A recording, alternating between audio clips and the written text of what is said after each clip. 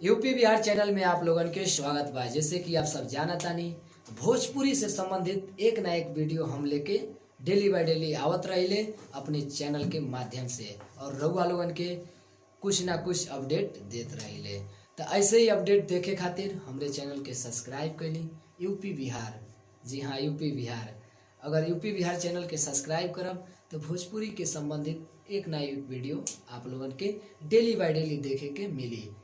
तो चलिए वीडियो के देर ना करी, बता दी कि गाना कौन आए वाला बा, केकर आए वाला बा, कितना बजे आए वाला बा, कौन चैनल से आए वाला बा। आप लोगन के बता दी कि राकेश मिश्रा जी के एगो बहुत बेहतरीन ऑडियो सॉन्ग आए वाला बा एंगल म्यूजिक से।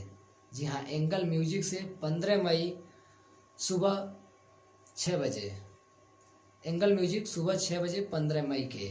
आप लोगन के बता दी कि गाना के टाइटल का है न्योता के अमाउंट अकाउंट में डाल दा। न्योता के अमाउंट अकाउंट में डाल दा।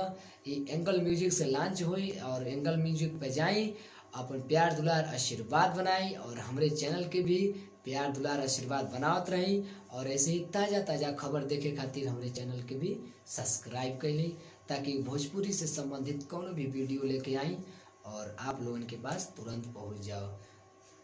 धन्यवाद।